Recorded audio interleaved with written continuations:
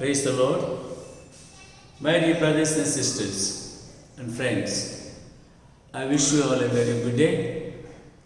Hope these meditations on prayer and praise are really helpful to our spiritual growth. Today, again, we shall meditate some more things deeper about praising God.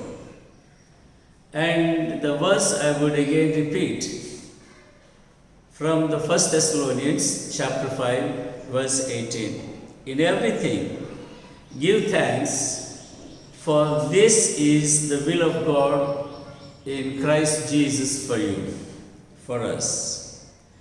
Dear friends, praising God for every problem or tragedy in our life is a must. We should learn.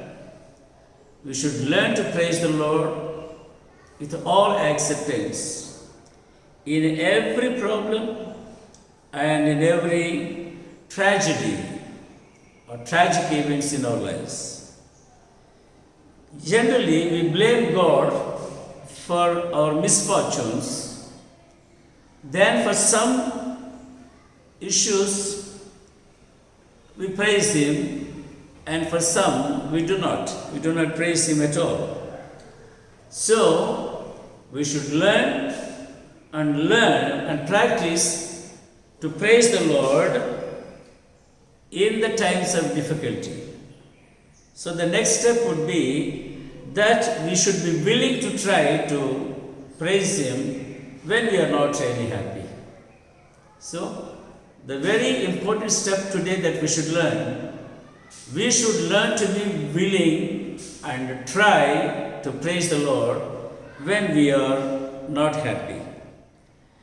God loves, we should remember, God loves as we are, but not to be as we are.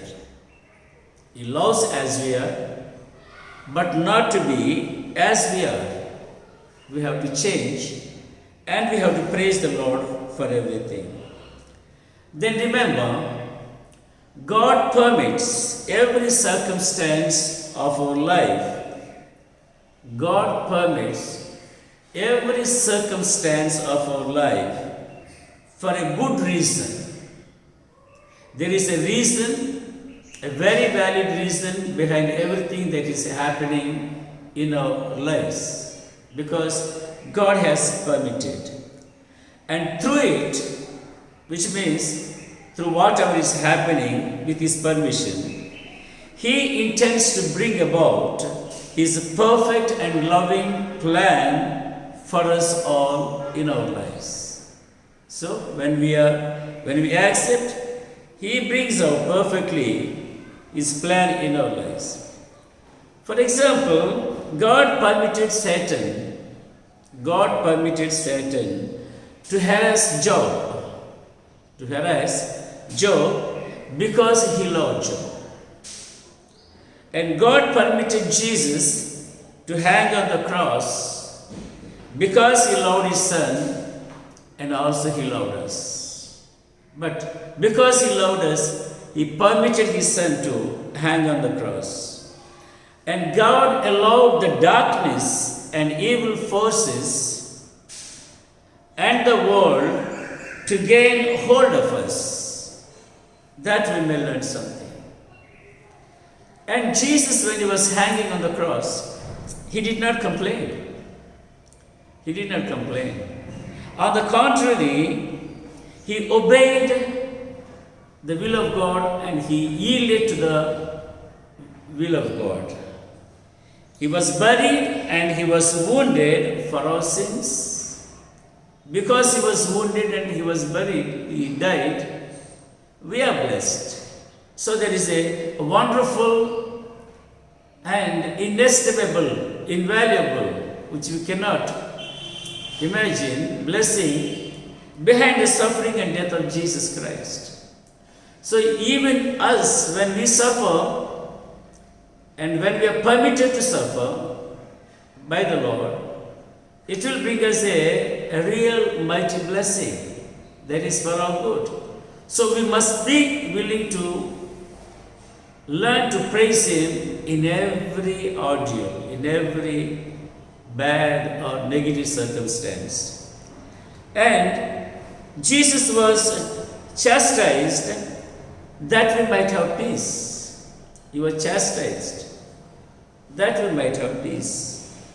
He was lashed and we are healed. He was beaten up, He was wounded, He was lashed with a whip, and we are healed. That's why in His stripes we have the healing.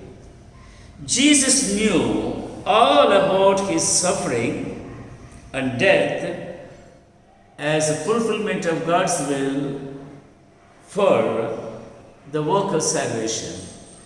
And so He obeyed.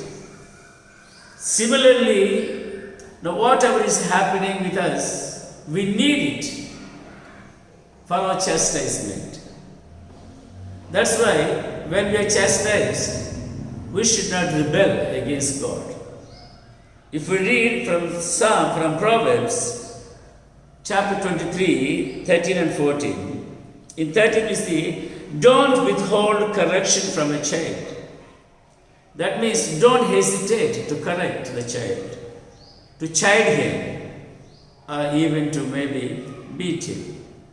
But in verse 14 he says, you shall beat him with a rod, you shall beat him with a rod, and deliver his soul from hell. And deliver his soul from hell. Which means this beating and this chastisement is for the good of our soul. Again, in Revelation chapter 3 verse 19, as many as I love, I rebuke and chastise. I rebuke and chastise. So, we have to accept in whatever way the Lord is chastising us. Again in Proverbs 20:30, blows that hurt cleanse away evil. Blows that hurt cleanse away evil, as do stripes the inner depths of our heart. As do stripes the inner depths of our hearts. So when we are punished, when we are chided or chastised, what happens is we are cleansed from every kind of evil and malice. So we need chiding, we need rebuke, we need correction, we need chastisement, that our souls may be safe and worthy of the salvation of the Lord. And lastly, in Job 2, verse 36, chapter 36, verse 15, it reads, He delivers the poor in their affliction, and opens their ears in oppression. So it is in oppression that we pay heed to the word of God and listen to Him. And through the affliction, we have the deliverance. So dear friends, today I am not going to give you any example for this, but tomorrow I shall give a very, very good example. Just example why we should learn to praise the Lord for the good of our souls and be blessed in every kind of situation. So what is the technique that to be blessed? A certain blessing is be willing to praise the Lord in all situations and circumstances, and accept every kind of situation in life, and praise the Lord for it. Praise the Lord for what is happening. Praise the Lord where you are, how you are, and what you are. And praise the Lord will certainly bless you, take care of you. Sweet Jesus, we thank you for this teaching. We thank you, Lord, for these practical means to learn and praise you every moment of our lives. Help us to be willing to praise you in every kind of situation. Give us that obedience and to willingly accept your chiding or chastisement, that it may be good to our soul We thank you for this in your most precious name, Jesus Christ. Amen.